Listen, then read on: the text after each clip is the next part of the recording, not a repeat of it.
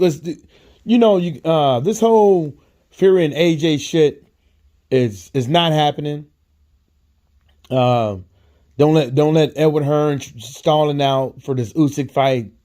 Make you think otherwise. There's idiots out there saying, well, Anthony Joshua could just drop the belt. No, it's just not that simple. And Tyson Fury can't do shit. Finally somebody put that motherfucker in his place.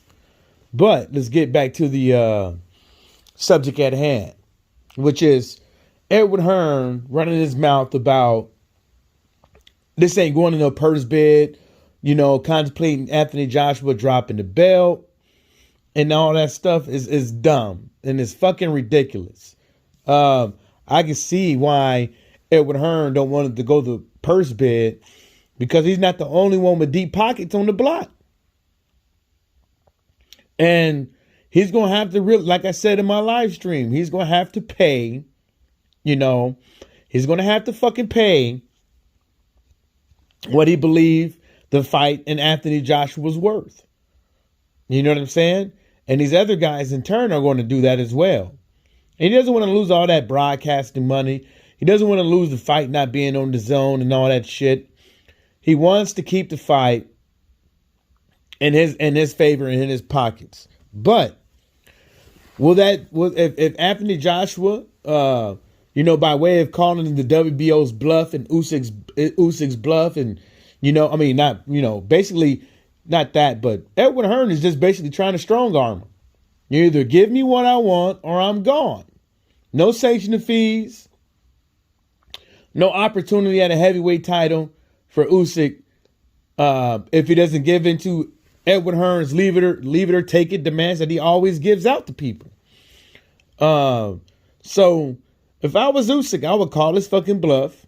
If he drops the belt, I would try to see if I can swindle away to fight one of my own countrymen in my country, or fight one of these other guys that's getting one of the immediate mandatories out of the way. Because I'm telling you, if Wilder wins, they're not going to want to play. They're going to be playing games again, right? Because they got that belt dangling out there. They're going to be Edward Hearn. They're going to be playing games again. When Wilder wins, that's what they're going to do. They're going to try to go right back for that motherfucking belt. And even if they don't go right back for that motherfucking belt, right? They're going to do some dumbass negotiation shits to where, they know Wilder is not going to take it. The same thing that you idiots out there saying that Wilder asked for step-aside money. Wilder asked for a ridiculous amount of step-aside money that he knew he was not going to get. So basically he said that so he could basically say, kiss my motherfucking ass. So in turn, yes, you can say he didn't ask for step-aside money because it was rhetorical, you idiot. What he said didn't need to be answered. Because it meant fuck you. And y'all idiots don't. And I don't get half of these cats. Like I said, it's all hostage negotiation tactics from Edward Hearn and them. And Usyk and the WBO, they need to do like what I always say, we don't negotiate with terrorists.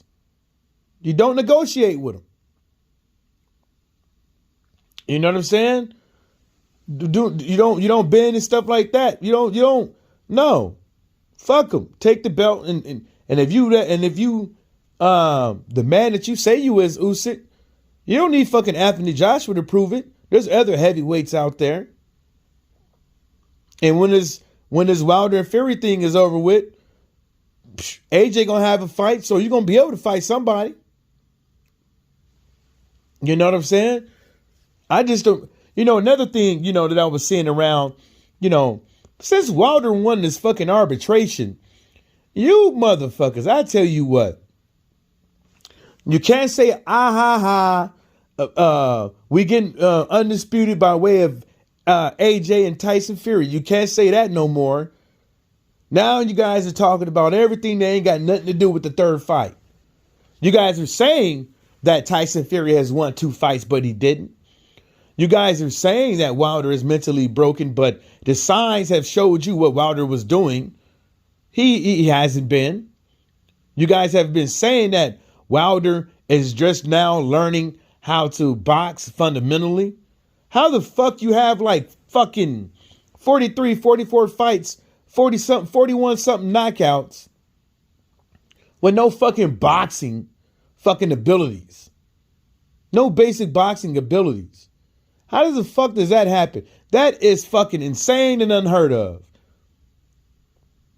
That means Stavern 1, Chris Areola, Louis King Kong Ortiz.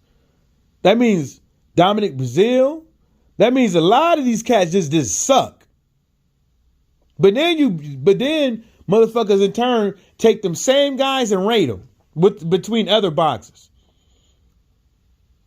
So what does that say about Dillian White, Derek Chisora, Anthony Joshua, Tyson Fury, Daniel Dubois, Michael Hunter?